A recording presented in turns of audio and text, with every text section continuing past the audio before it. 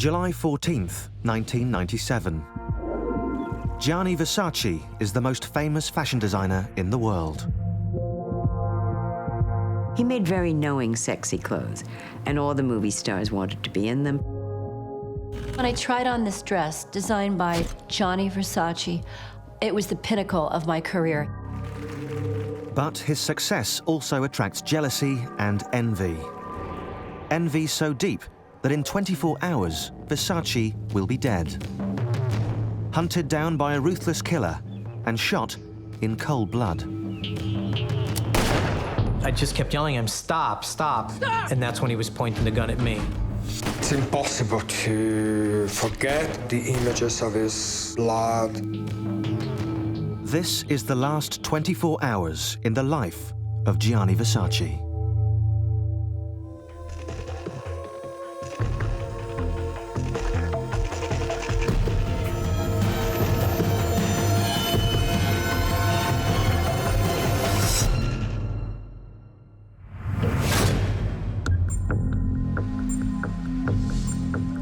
South Beach, Miami.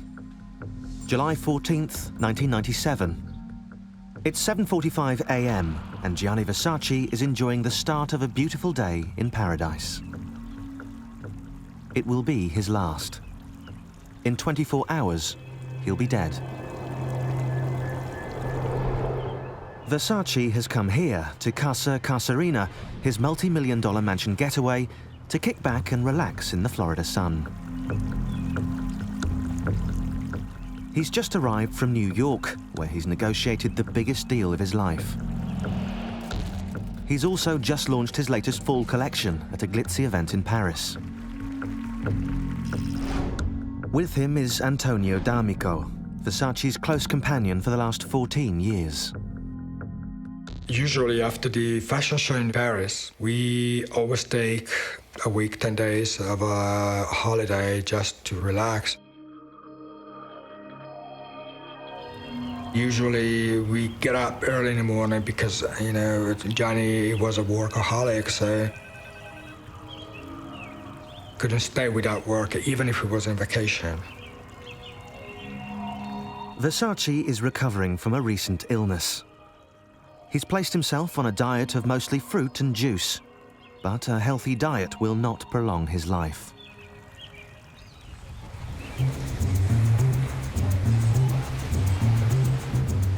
At 8 a.m., the couple takes their usual stroll down Ocean Drive. Although he's normally trailed by bodyguards at runway shows, Versace moves freely here in South Beach. He sees no reason for protection. It was about bodyguards. I think it was just being free and enjoying life. You know, enjoying everything that was South Beach.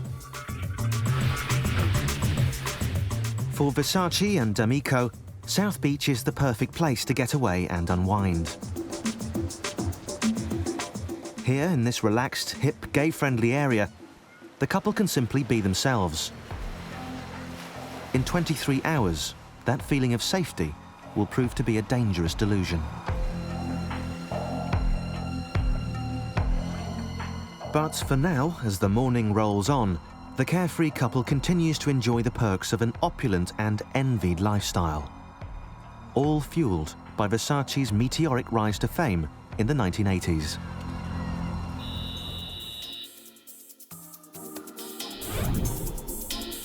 Gianni Versace reached the apex of the fashion world by turning haute couture on its ear.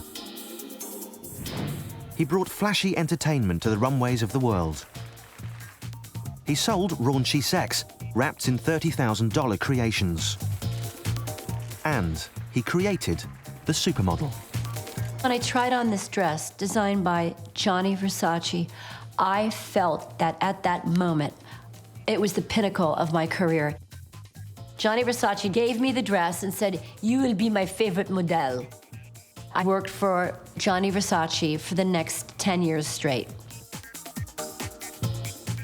His couture shows in Paris were always held at the Ritz. And everyone would be sitting there in their sunglasses, and there would be the runway. And the supermodels would come down the staircase wearing nothing but evening dresses.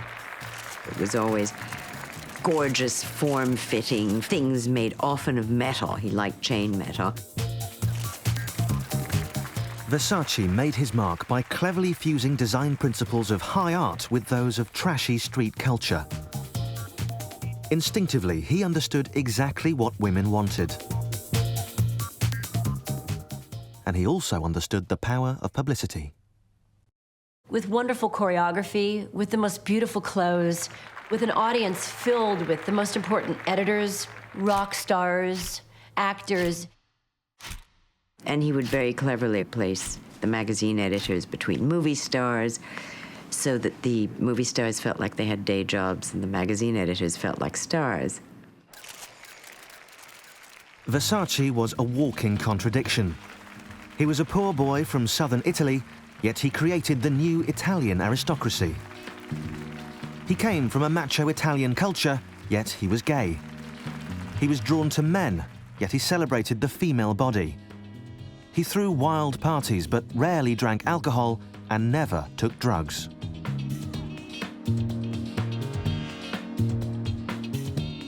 Gianni Versace built his empire, the House of Versace, and he basked in the attention. But in 23 hours, he will receive his most sensational headline yet. And this one will be his last.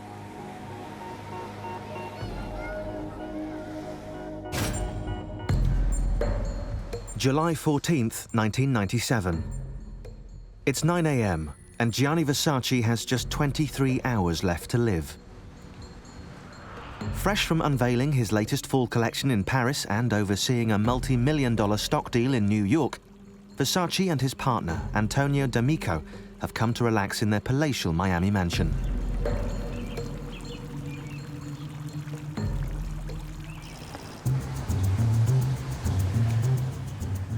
After a healthy breakfast, Versace and D'Amico continue their stroll down South Beach.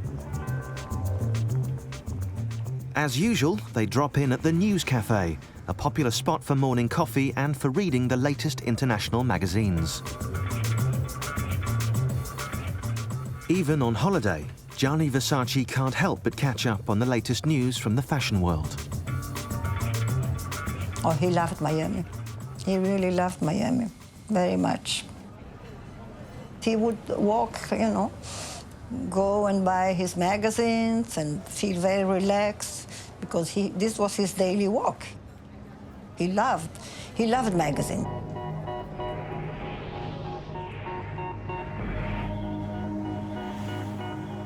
He was a celebrity and he didn't bring any attention to himself. He was very low-key and came in and sometimes had breakfast, sometimes had a cup of coffee, met some people.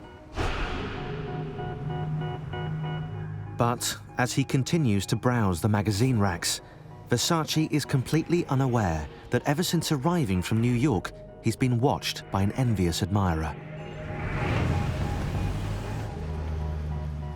A desperate man who's left a trail of bodies across the country.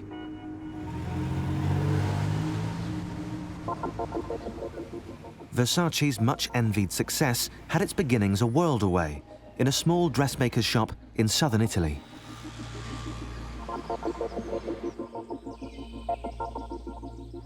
Gianni Versace came into the world on December 2nd, 1946, in Reggio di Calabria, on the toe of Italy's boot.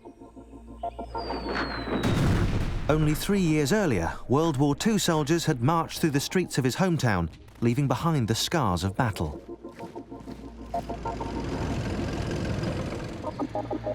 In this hard-scrabble world, Versace's enterprising mother made dresses for the local gentry. Young Gianni lived and played on the design floor. Gianni Versace had great admiration for the female form. His mother was a seamstress, so he grew up sitting, watching his mother always sewing and making outfits. Gianni's mother gave Gianni her legacy as being a pattern maker. So the apple doesn't fall far from the tree. Gianni created his first dress at the ripe old age of 9. A blue one-shouldered evening gown. a design that even the young, daydreaming Versace could never imagine would be worn 40 years later by a princess.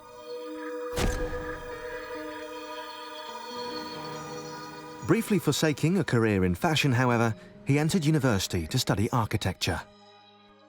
But he was considered an oddball, and he didn't stay long. One of his few friends at that time was Angelo Bonamo. Versace non era allora Versace at that time was not openly gay, aveva solo la voce che aveva. but he had a sort of slightly high-pitched voice. Anche nei modi non But he aveva didn't definito display feminine or gay behavior. femminili o gay. Young Versace found it impossible to ignore his sexual orientation. This growing tension nurtured his driving need to prove himself and to escape his humble beginnings. And Gianni, a young boy from Calabria, was only following his destiny just until he reached Milan or Rome to sell his clothes, because there was no unsophisticated quality about this man whatsoever. He was born to be great.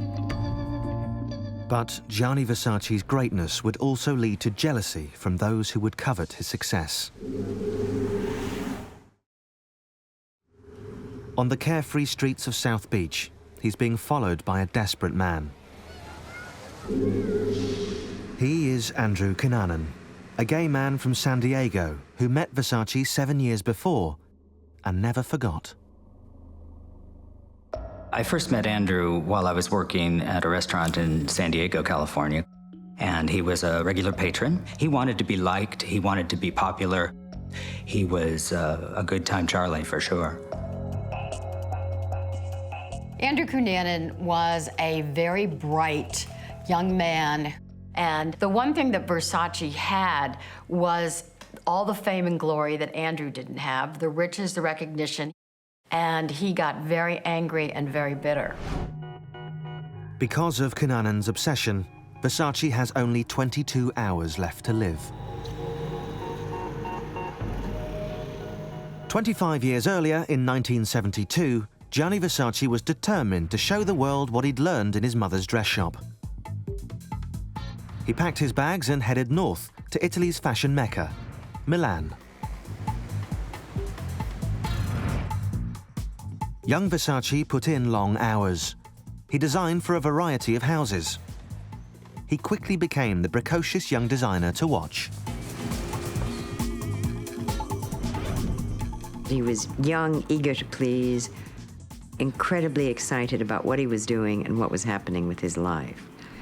He had a sunny disposition and he was generous.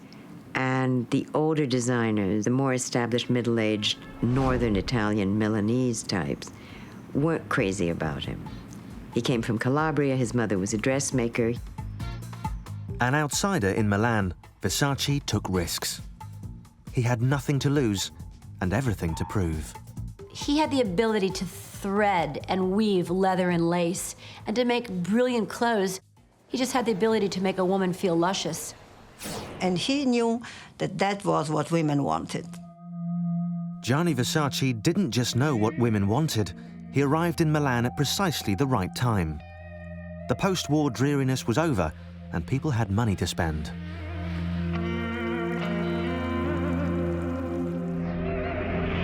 Milan is a business city, so women in Milano were wearing a blazer, pants. So they were struggling to get out and to look sexy, to go out at night and have fun and become feminine again. Somehow, the young Versace had all the right instincts. Italian women loved his style. One employer gave him a bonus of a new Volkswagen convertible. He and the car were seen everywhere, an image that typifies La Dolce Vita, the liberating sweet life of post-war northern Italy.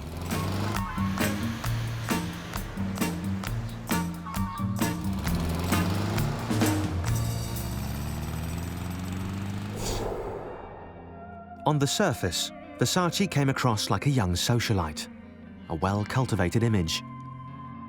In reality, he was a full-fledged workaholic, working often all night, constantly sketching new ideas.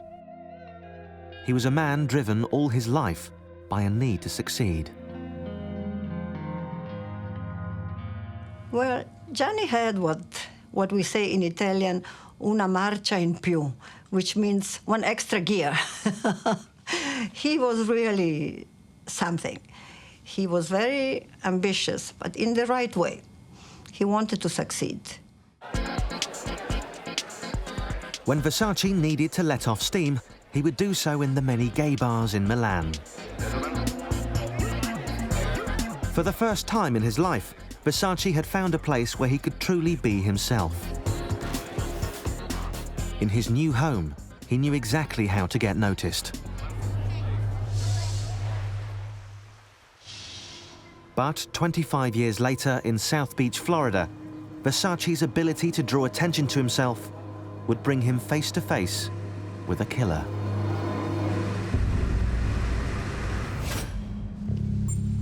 South Beach, Florida, July 14th, 1997. After spending the morning strolling by the beach, superstar designer Gianni Versace and his partner Antonio D'Amico returned to their mansion. Versace has no idea that a man named Andrew Cunanan has traveled more than 2,000 miles to South Beach to meet him one more time. In 18 hours, Versace will be dead. Almost 20 years before, in the cutthroat business of fashion, Versace was busy surrounding himself with those he could most trust, his own family. After 10 years as a gun for hire, Versace launched his own label with the help of his baby sister Donatella and his older brother Santo. Santo held a commerce degree and was well versed in the tangled world of Italian finance. Gianni was really like, the head of everything. It was Gianni's decision. He decided what to do, always. The Versace label was the new kid on the block. With bold designs, it captured the imagination of the public and cashed in on rave reviews. Versace knew how to make a big splash. He pursued the high clergy of international fashion, the likes of Elle magazine and Vogue. He most definitely knew the value of star power. He also was one of the first designers to realize that it's better to show your clothes to movie stars who are never going to buy them than to show them to rich ladies who might. His stellar client list included Madonna, Princess Diana, and Elton John. I remember a party after one of Versace's shows in Milan where I found myself sitting next to Elton John. You'd look up and you'd see all these headliners, and it worked. Gianni was the star. Celebrities equate power, money, style, and just being on the it scene, and that was what Gianni Versace was all about.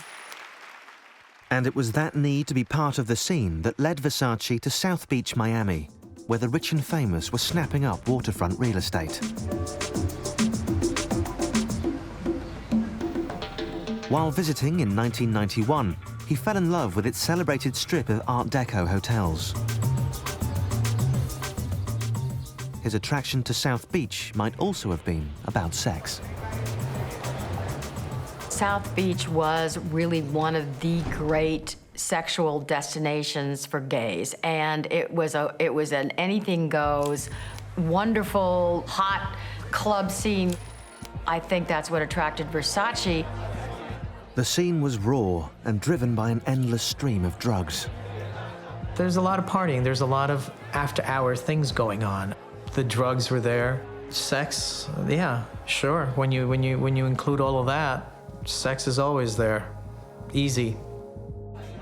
Well, why would a homosexual man want to be in a gay capital center? Probably he's just a horny dog at heart. Adding to his growing list of international properties, Versace bought the rundown mansion Casa Casuarina and transformed it into an ornate Renaissance Italian palace.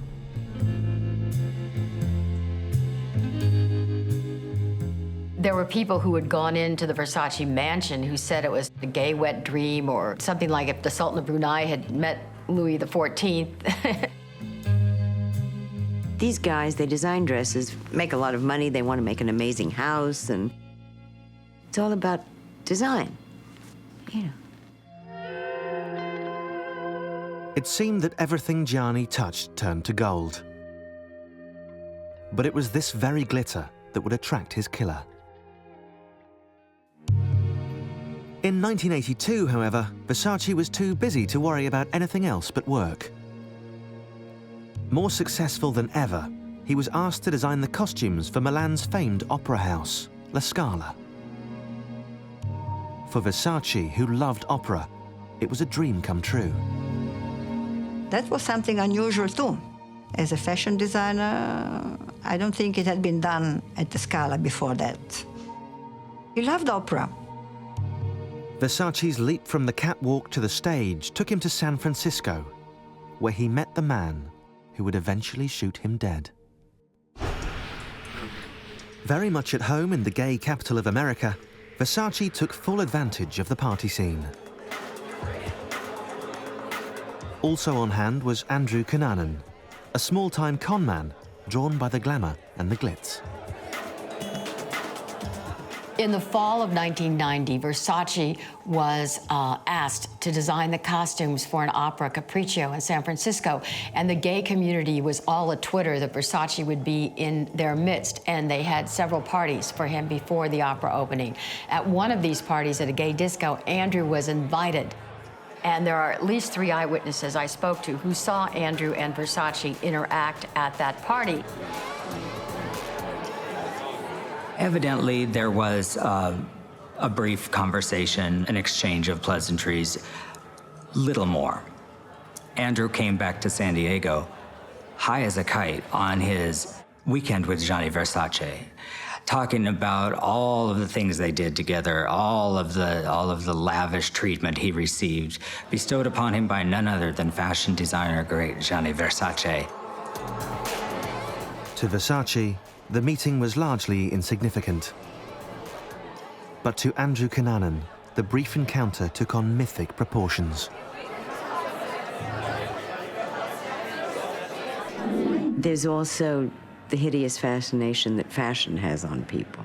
With the creation of this idea of an elite came, of course, the exclusion of people who weren't in it. And therefore, people who might have touched it marginally are always going to be at once more involved and more jealous. And jealousy was the drive that would end Versace's life.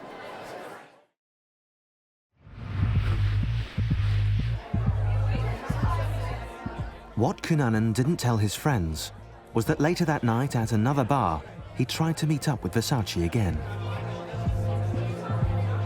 But this time, because of Versace's large entourage, Cunanan was stonewalled. This move was interpreted as an outright snub.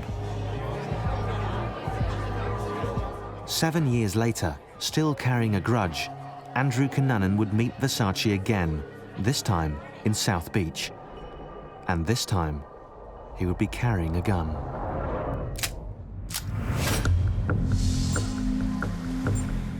July 14th, 1997, 4 in the afternoon. Gianni Versace has only 16 hours left to live. And as the lazy day slowly winds down on South Beach, the famous designer is busy talking with his office in Milan. Even here, at his holiday getaway, Versace finds it impossible to stop working. Lazzaro Quintana, his neighbor and good friend, drops by for a visit. Gone over to the house to go to the movies. We had made plans to go to the movies that night. And we chose to see the movie Contact. And Jodie Foster was a very good movie.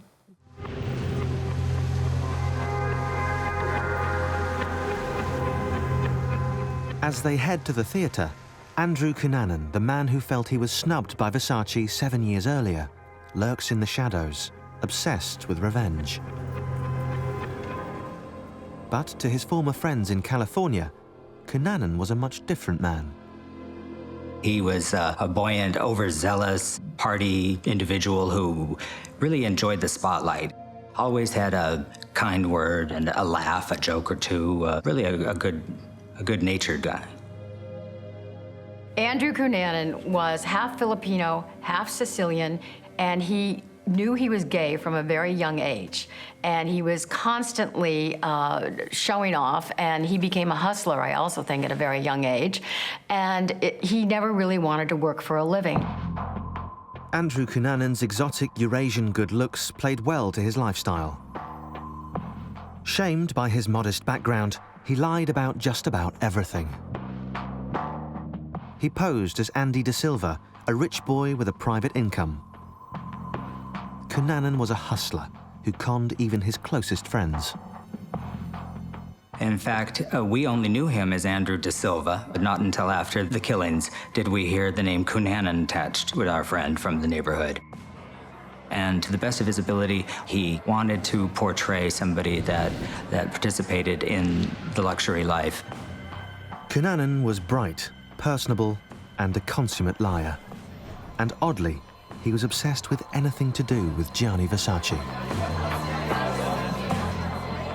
I really do think that, in a way, being the narcissist that he was, Andrew probably thought he was just as capable as Versace to get that rich or that famous, and I think he was a total snob and completely looked down on the vulgarity of Versace.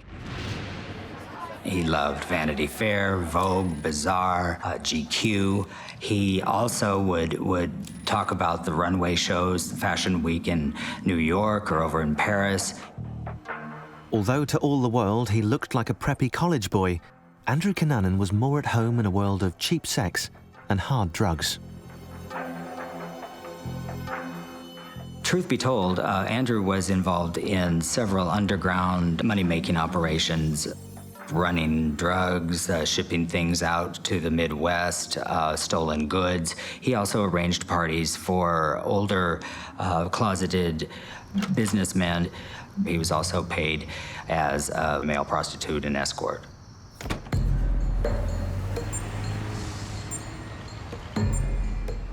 It's 8 p.m. and no one can imagine that in only 12 hours the world's most famous fashion designer will be gunned down by a cheap hustler on the streets of South Beach.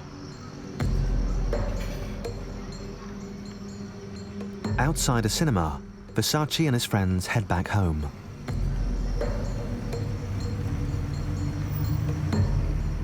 Then we went back to the house. We wanted to have a snack, so we went into the kitchen. We sat down, and I had a sandwich and cheese and whatnot.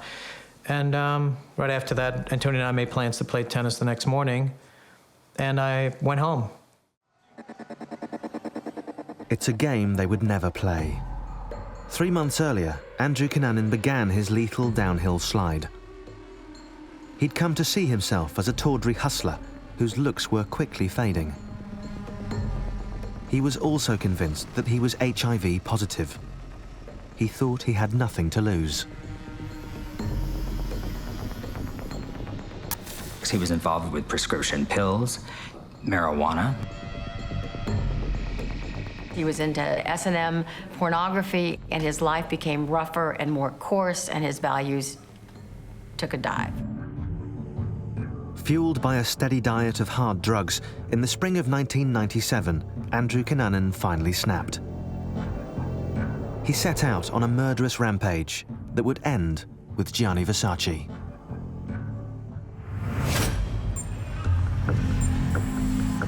July 14th, 1997, 11 p.m.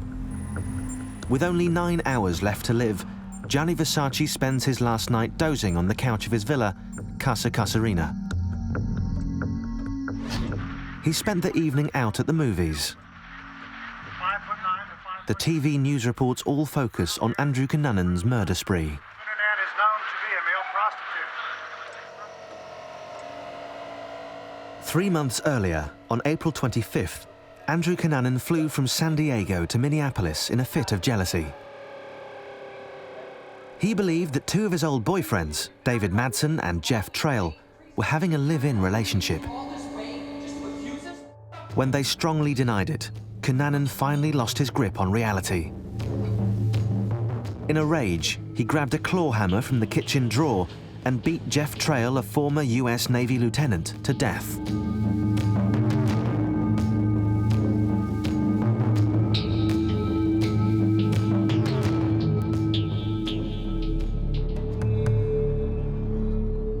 Afraid for his life and a virtual prisoner, Madsen fled with Cunanan. There were 2 days that passed before the two of them left together and left Trail's body rolled up in a rug. And then they were on the road not that long before Madsen was shot.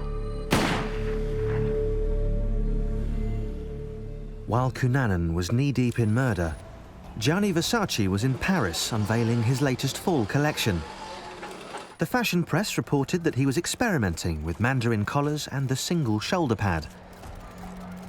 Soon after, he flew to New York to float the House of Versace on the New York Stock Exchange.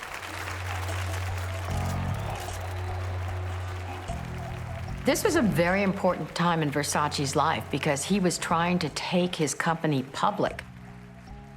He was absolutely obsessed with the idea of being the very first Italian designer to be listed not only in the Milan Stock Exchange, but also the US Stock Exchange. So he had just signed those papers.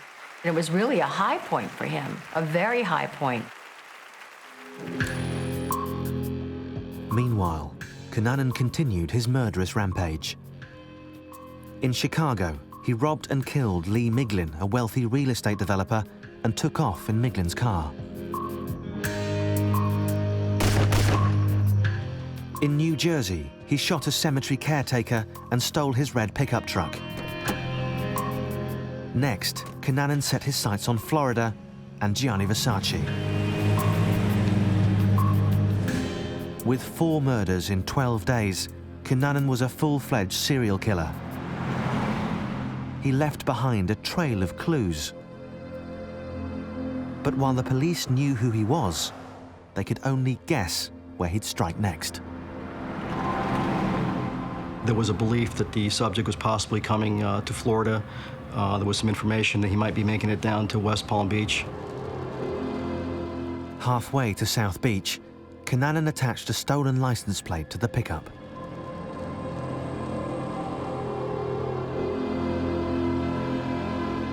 Andrew Cunanan, the two-bit hustler, had finally made a name for himself. But he wasn't done quite yet. He raced down Interstate 95 into South Beach, where Versace and Cunanan were destined to meet for the last time.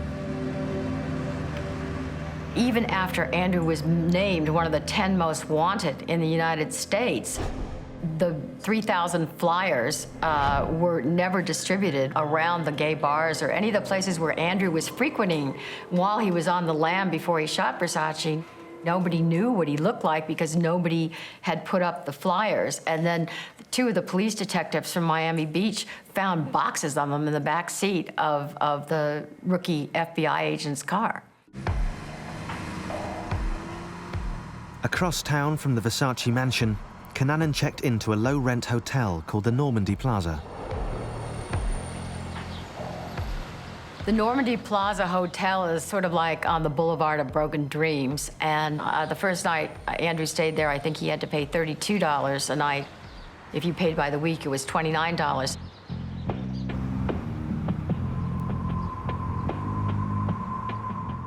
Almost tempting fate, Cunanan pawned a gold coin stolen from one of his victims and brazenly filled out the papers with his own name, giving his correct address at the Normandy Plaza Hotel and leaving a thumbprint. As required by Florida law, a copy was delivered to the police. But they didn't see anybody reporting gold coins stolen, so it just went to another pile. The guy who was supposed to be in charge of it, the policeman, took several days off, so the thing just sat there. We had an antiquated system, one that we did try to upgrade, and that would have provided the technology to let us know that we actually had an Andrew Cunanan here in town. The big chance to stop Cunanan has probably been missed. Cunanan sees no reason to lie low. He believes that the police would never venture far into the local gay scene. Tomorrow he plans to kill Versace, but tonight he's simply out on the town. The reason I think that he did so well hiding out in Miami Beach is because South Beach, especially during that period, was very transient. He certainly had a lot of hotels like Normandy Plaza. He wasn't trying to hide anything. He was in a gay bar, and according to a young man I interviewed who was on the dance floor with him, he said, "What do you do?" And he said, "Well, I'm a serial killer, ha ha ha." Andrew Cunanan's main weapon was an uncanny ability to change his appearance. Master of disguise is the way we would describe him. He seemed like he was able to easily change his appearance. We actually compiled a flyer that had all of these looks, and it wasn't easy to tell it was the same person.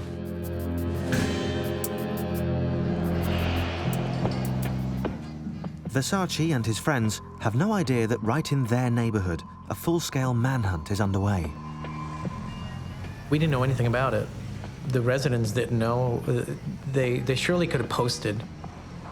And I do blame the police department for not coming out and saying, you know, we have this, or posted, you know, bring it to the gay bars, gay clubs, or any club. On the eve of murdering Versace, the serial killer is still very much on the loose. Cunanan hits the South Beach clubs buoyed by a sense of purpose and destiny. An exhausted Gianni Versace dozes on his last night. He's not only at the end of a grueling schedule, but he's also recovering from a serious illness. In the mid-1990s, Versace was diagnosed with cancer of the inner ear. It's such a rare tumor that the inevitable whisper of AIDS raced through the fashion world. Versace had these strange cancers, and he appeared very, very weak, and he had come a couple of times to South Beach kind of to recuperate. But when he came back this time, he seemed to be much better. People thought that he had AIDS. I know Gianni quite well, and I think we've had, you know, close friendship there to know whether he was infected with the AIDS virus, and he wasn't. And I knew him. He didn't. Versace responded favorably to treatment, but by 1997, the empire was in greater danger from another threat.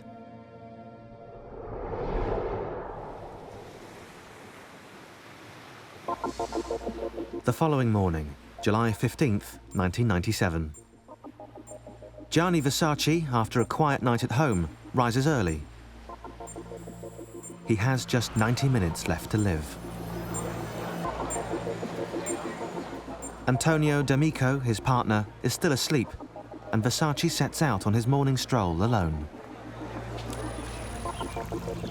Back at the mansion, neighbor Lazaro Quintana arrives to play tennis with Antonio, who isn't up yet. So I was over at the house around 7:30 the next morning, and I went into the yard. On the morning of July 15th, Andrew Cunanan also rises early. But his morning routine begins with a fistful of bullets.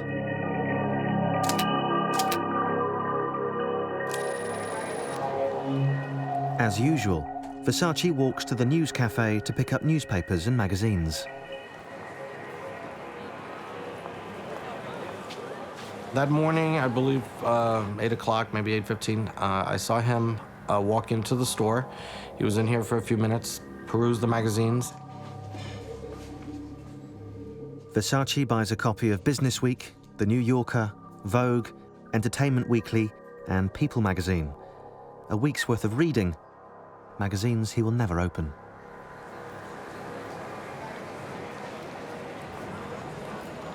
As he was leaving, he said, you know, good morning. I said, good morning. And he left to go home, I assume. In 10 minutes, Gianni Versace will meet Cunanan for the second and final time in his life. Usually surrounded by an entourage, Versace is on his own as he walks slowly back towards Casa Casuarina.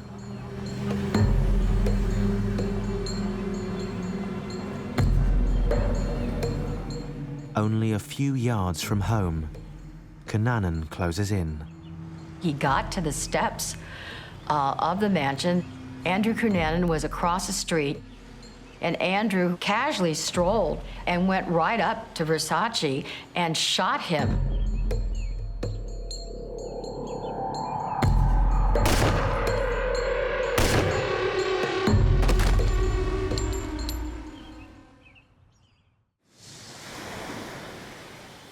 At 8 a.m. on July 15th, 1997, in South Beach, Miami, the peace of the morning is shattered by the sound of 2 gunshots fired at Gianni Versace.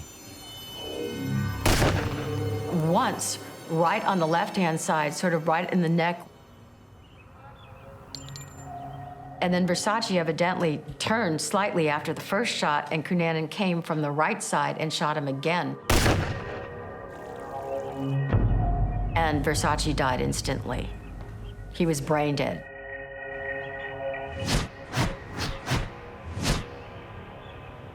I heard these 2 shots, and it was strange. I said, but what is it? I didn't realize right away that it was a shot. I ran out the door, and that's where Johnny was laying there at the entrance. That was really like, the shocking moment of my life. I mean, I started to see black, completely black, and Johnny was there in the blood. And Tony was, who did this? Who did this? There was a lady standing outside the gate with her arm up, pointing. And then I saw the guy walking about 20 meters from us. And Antonio said, go get him. Lazarus, go get him. Go! Go! Gianni! Gianni! He went that way! I went after him, and I yelled at him, you bastard. Stop! Just kept yelling at him, stop, stop. And that's when he was pointing the gun at me. Gianni! And for me, it was like, killing myself.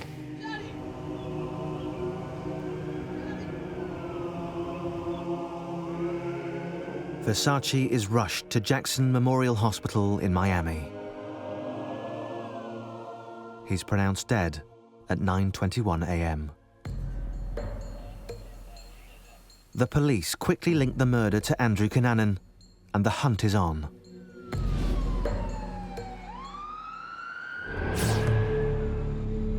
The perimeter that we had set up included a parking lot, which is located a couple blocks away. In a nearby parking lot, they find an abandoned red pickup truck. Next to the vehicle, they discover a discarded pile of clothes. The Miami police check the red truck's VIN number and trace it back to the New Jersey murder and Cunanan's matching .50 caliber bullets. Our investigation revealed that the red truck belonged to a victim of a homicide involving Andrew Cunanan.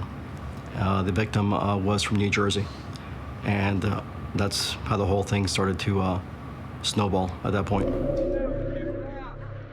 But despite scouring every inch of South Beach, they can find no trace of the killer.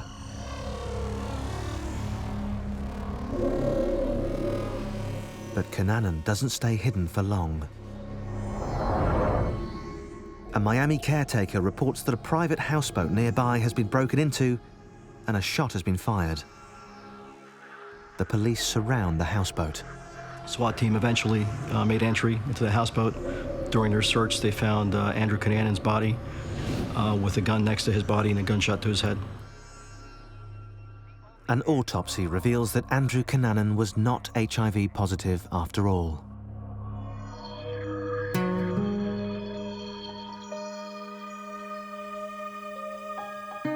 Gianni Versace, meanwhile, is cremated and his ashes flown back to Italy. After a star-studded funeral, they're scattered at his villa in Lake Como, half an hour north of Milan, the city that had crowned him a king. What the world lost when Johnny was killed, the most creative, the kindest man I've ever met, one of the most intelligent men I've ever talked to. Lost a really happy guy, and a guy who was eager to share his happiness. eager to share his toys, happy to bring people into this dance that he'd invented. It lost someone charming who still had a great deal of innocence, I think. It's impossible to forget. It is impossible to get out the images of his blood, the body and the blood. I mean, that is an image that will be always with me. I still suffer for him, of course. Gianni is a part of my life, and will always be.